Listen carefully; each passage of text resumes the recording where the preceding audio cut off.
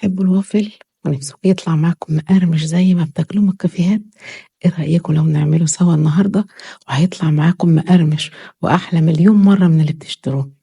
وهنعمل كمان الايس كريم البيتي فانيليا وشوكليت، وهيطلع كريمي وطعمه يجنن. بس لو عجبكم الفيديو يا ريت تعملوا لايك وشير وتشتركوا في القناة وتفعلوا الجرس علشان يوصل لكم كل جديد. اول حاجة هنعملها الايس كريم الفانيليا. حطيت 2 باكت من الكريم شانتيه، عليه معلقة كبيرة من السكر البودر وباكت فانيليا بودر، وهضيف مية متلجة حسب ما يحتاج، حسب ما احس ان قوام الكريم شانتيه بقى كريمي ومتماسك وحجمه يتضاعف. ضفت معلقتين كبار من وش اللبن او القشطة الجاهزة حسب المتاح. القشطة بتخلي طعم الايس كريم غني ولذيذ. هنميكس كويس، وبعدين اخدت نص كمية الايس كريم حطيتها في علبة وهحطها في الفريزر. النص التاني من الايس كريم هحط عليه 4 معالق كبار من الكاكاو البودر المحلى وهميكس كويس. بصوا قوامي كريمي وفيه مطة تحفة. هحطه في العلبة واسويه بالسباتولا او بالمعلقة، وبرضه هشيله في الفريزر لحد ما يجمد.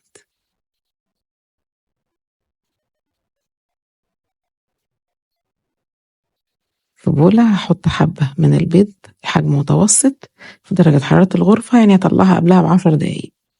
وضفت عليها باكت من الفانيليا البودر ومعلقة صغيرة من السكر البودر، وبلاش تزودوا السكر. السكر الكتير في الوافل يخليه يتحرق.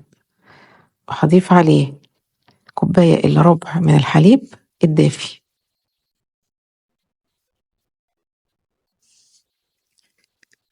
طبعا الحليب بيبقى دافي مش سخن. وهميكس كويس لحد كل المكونات بتمتزج كويس. على النار دوبت 3 معالق كبار من الزبدة أو من السمن أو ميكس ما بين الاتنين حسب المتاح. أول ما هتدوب السمن هسيبها تبرد.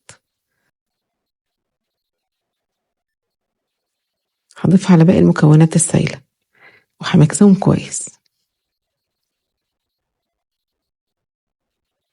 ضروري نخلي السمنة تبرد، ما تضيفهاش وهي سخنة.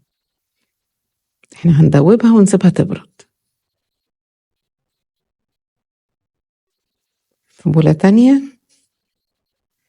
احط كوباية من الدقيق المنخول وعليه رشة ملح ونص معلقة صغيرة بيكنج باودر وربع معلقة بيكنج صودا اللي هي كربوناتو. همكسهم كويس.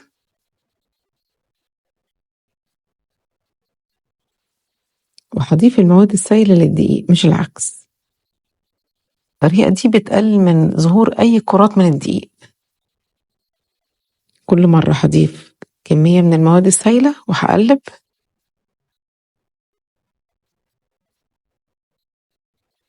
لحد ما اخلص كمية السوائل.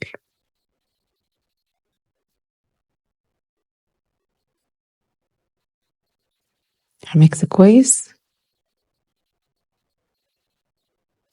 وهحضر مصفى علشان لازم اعديه، او عجينة الوافل لازم تعدي على مصفى ضيقة علشان مش عايزين اي كرات من الدقيق. اي كرات من الدقيق هتبوظ لنا الوصفة. عديت عجينة الوافل على المصفى.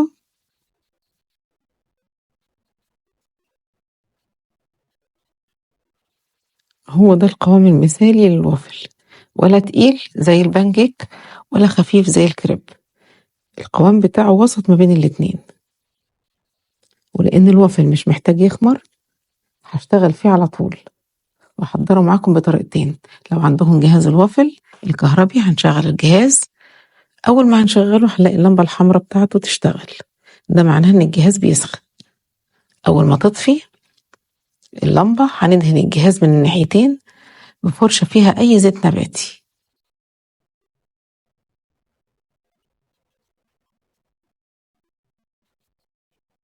هصب عجينة الوافل في نص القالب وهو هيتوزع بالتساوي من غير ما تحركوا ايديكم. هقفل الجهاز واستنى لحد ما اللمبة تطفي.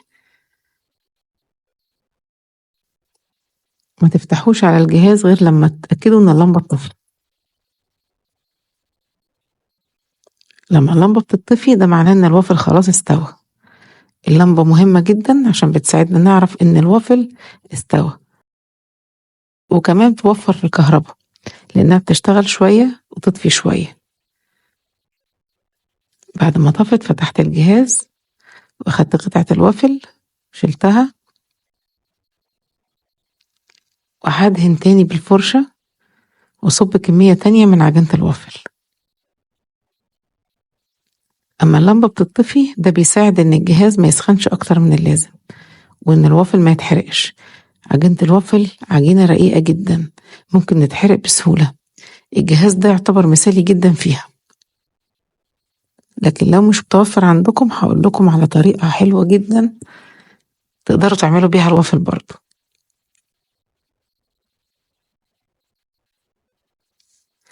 اهم حاجة كل مرة بعد ما ارفع الوافل بعد ما يستوي لازم ادهن الجهاز بفرشة من الزيت.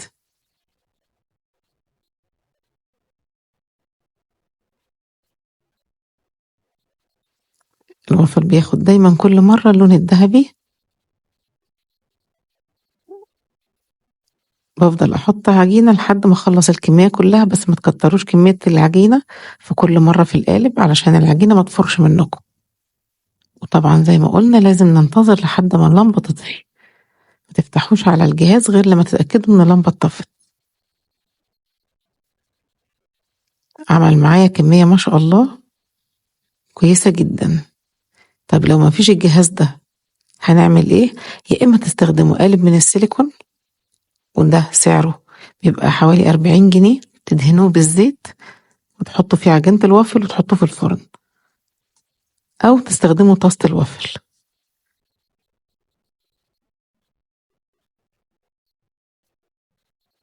خلصت الكمية كلها، هستخدم الطاسة بتاعت الوافل. طاسة الوافل دي جميلة جدا. هنسخنها وهندهنها بأي مادة دهنية وهنصب فيها عجينة الوافل. درجة الحرارة على الوسط.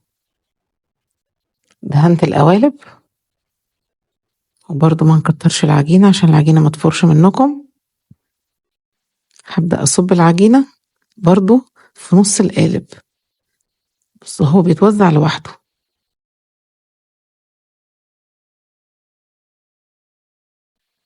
وزعت العجينة في القوالب وهستنى لحد ما تاخد اللون الذهبي. هنطلعها ونحطها في طاسة تانية فيها مادة دهنية عشان الوش بتاع الوافل ما أخدش اللون الذهبي. احنا خدنا اللون الذهبي من ناحية واحدة بس اللي من ناحية الطاسة، الناحية التانية ما أخدتش اللون، فبنحطها في طاسة عشان تاخد الدرجة اللي احنا عايزينها من اللون. ده العيب الوحيد في القوالب ديت أو في الطاسة دي. غير كده بحس إن هي طاسة مثالية جدا، فيها عدد كبير من القوالب، فيها 7 قوالب، سعرها مش غالي. أنا كنت جايباها ب120 جنيه.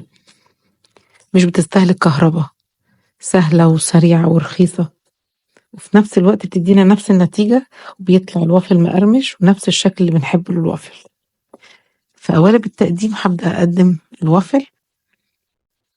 حطيت قطع الوافل وقطعت مجموعة من الفاكهة، لونه ذهبي وجميل ومقرمش وشكله وطعمه يجنن. قطعت فراولة وكيوي وموز ورمان وأي فاكهة تانية تقدروا تحطوها حسب المتوفر. في طبق تاني حطيت شوكة وعملت بالشوكة والسكينة عملت بيهم شكل بالكاكاو الخام، عطوا شكل لذيذ قوي. في بولة حطيت 200 جرام من الشوكليت وحطيت عليها 100 ملي من الكريمة وحطيتها في الميكروويف، وكل 20 ثانية كنت بطلعها وأقلبها لحد ما بقت شوكليت صوص خفيف. ضفت الشوكليت صوص في الطبق التقديم. ضروري نسيب الشوكليت صوص تبرد الأول. هبدأ أرص الوافل فوق الشوكليت. عملت بولات من الآيس كريم، بصوا الآيس كريم يجنن، كريمي وتحفة. عملت كرات من الفانيليا والشوكليت وحطيتهم على الوافل. هحط عليهم الشوكليت صوص، تقدروا كمان تحطوا بداله وايت شوكليت صوص، تقدروا تحطوا كراميل، تقدروا تحطوا لبن مكثف البيتي اللي عملناه قبل كده مع بعض، وممكن عسل نحل، ممكن سكر بودر، حسب المتاح. تقدروا تحطوا مربى. بنقدر نستخدم أي حاجة مع الوافل، عشان كده ما حطيناش سكر كتير. بنعتمد في الوافل على التوبنج اللي بنحطه. التوبنج بيكون فيه سكر فبنزودش سكر في العجينة. أي نوع شوكليت ينفع معانا حسب الموجود، وممكن كمان تعملوا شوكليت في البيت. الشوكليت صوص البيتي كمان بيكون حلو قوي، اللي بيتعمل من الكاكاو والحليب.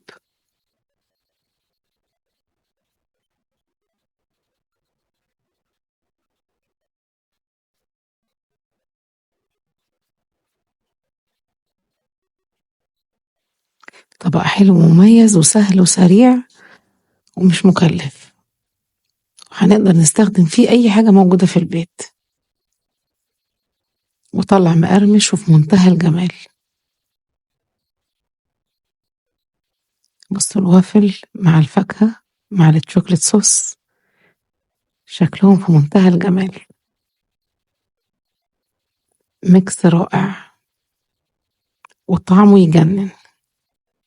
بصوا الطبق شكله يجنن، والألوان كلها مع بعض خلوا طبق الوافل لوحة فنية. طبعا الآيس كريم اللي احنا حضرناه لازم نعمله قبلها بيوم عشان نضمن ان هو اتجمد. كمان تقدر تستعملوا الكريم شانتيه بس من غير ما تجمدوه، بس في الحالة دي لازم تخلوه تقيل شوية. تعملوا بيه روزوتات فوق الوافل هيبقى حلو جدا. أهم حاجة الوافل يتعمل ويتقدم فريش، ما ينفعش أبدا نعمله ونسيبه علشان يبقى طعمه زي ما انتوا عايزينه. لازم نعمله بالطلب حسب عدد القطع اللي هتتاكل، ما ينفعش نعمله قبلها بيوم ونسيبه في التلاجة عشان يفضل مقرمش ومحافظ على قوامه. وبألف هنا على قلبكم.